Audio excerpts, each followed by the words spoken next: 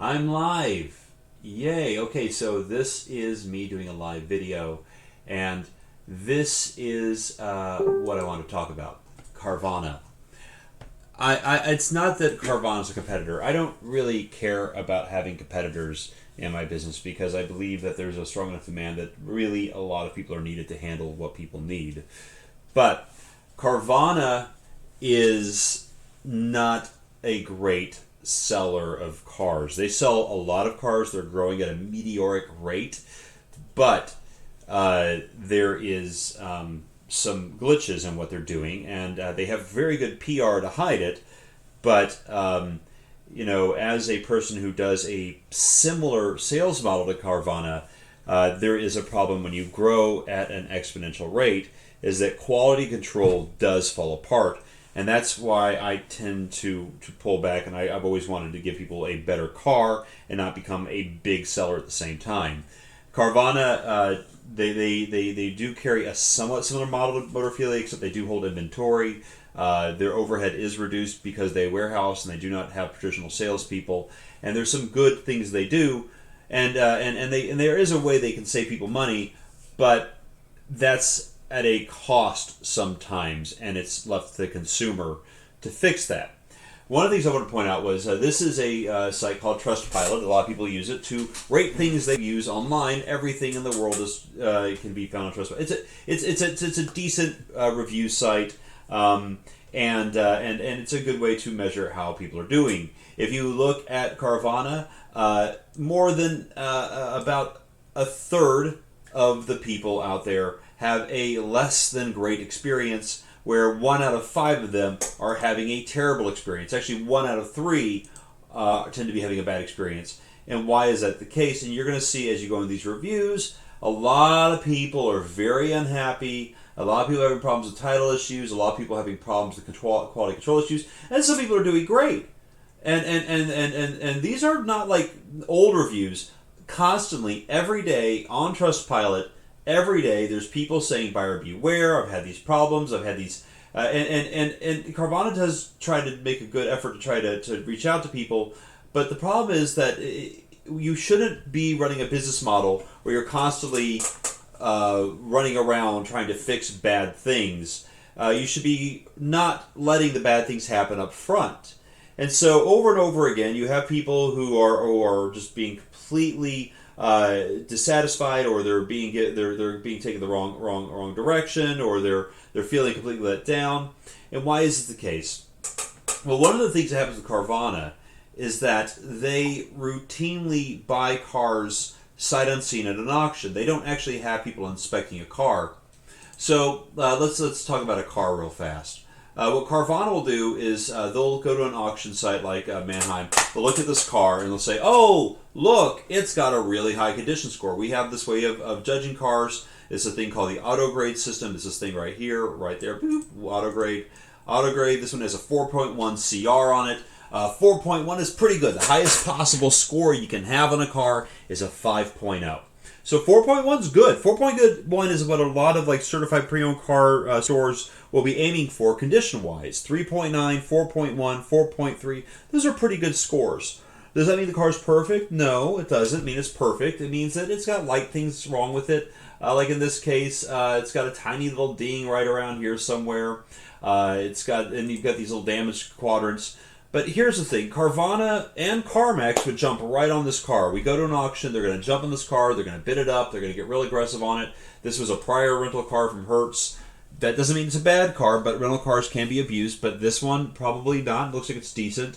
So they're going to jump on online, they're going to bid remotely, and they're going to bid on this car and go crazy for it. Because the report looks decent. But here's the problem. The report is not done by some certified technician. The report is done by some guy who works for minimum wage, who's given a checklist. Sometimes reports are good, sometimes they're bad. Sometimes reports miss a lot of things. I've seen cars that have 4.1s that have severe problems with them. And then it's a matter of having to hunt down and figure out if those problems exist. And this is where there's a big glitch. Now, CarMax is really good about finding this stuff, and CarMax is a very, very good seller. If you're buying from CarMax, you are buying a good car. CarMax will go in, they'll quality check their cars, they'll go through everything, and if it's not good, they're going to send it back to auction. Carvana, on the other hand, they don't have the resources to inspect their vehicles. They have no one on site at the auction to inspect these cars. They have no one.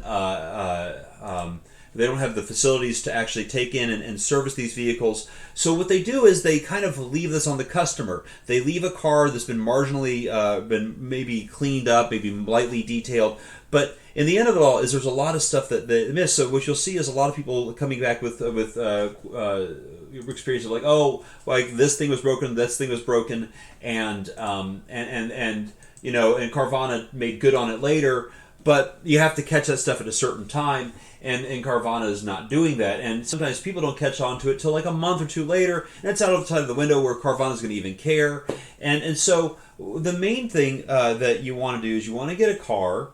You want to take care of all those things before it gets to the client. So Motorphilia, what we do is we acquire the car, we go through it thoroughly, we see these minor things, and we get them fixed. Like this car says, don't trust them in the review. I haven't pre-read any of this. It says, was delivered on time, check processed on time, registration processed on time. However, more dings and scratches than was shown on the 360. When complained, gave me $100. They could care less after you received the car. Friend told me still decent deal, so kept the car. Customer service is fast, but really is fast response to say sucks to be you because we don't care at all.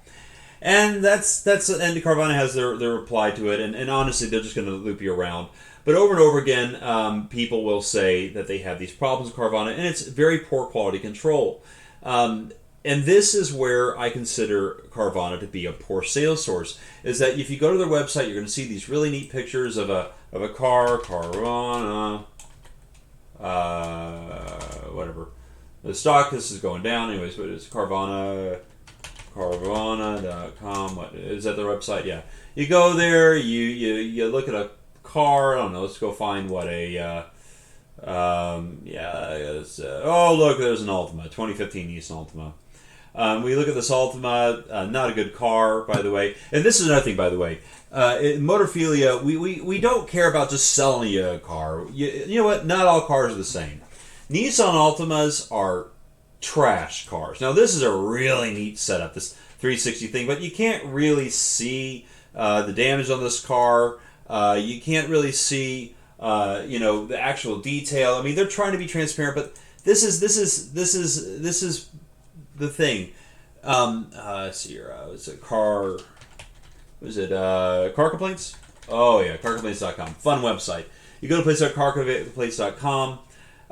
We don't sell Nissan Altimas to people overall. The reason why is like this 2013 Nissan Altima. Oh, look at this! One of the worst cars made in history.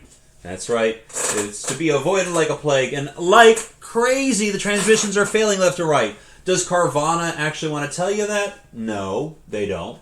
Now, that one's a 2015. How better is that? It's not a great car. In fact, it's a certified clunker. But Carvana doesn't care, do they? No, they just want to sell you a car. One thing Motorphilia is going to do is we're going to say, hey, you know what? I know you want this Nissan Altima, but let's talk about it. Why? Because it's cheap? What if we find something that's a little bit better? Something that's going to last a little longer, not going to give you as many problems. Now, if you really, really want an Altima, we're going to sell you an Altima. We will. But we want to give you some information up front. One, their transmission is probably going to go bad because it's the CVT transmission. And it's garbage. It's a garbage transmission. Anyways, Carvana doesn't really go through that. They're not here to help advise you to make the right choices. They just want to move some metal and sell it to you. We want to do something where we give you the best thing for your money, and it's a commitment we have to the quality of not just now, but 3, 4, 5 years from now. And Carvana is a great concept in theory, but it is a money-making machine. It's about making money, and hold on. And that's where we're different. Anyways, I hope that helps. If you have questions about cars, shoot me a message. I will talk to you later. I'm going to end now.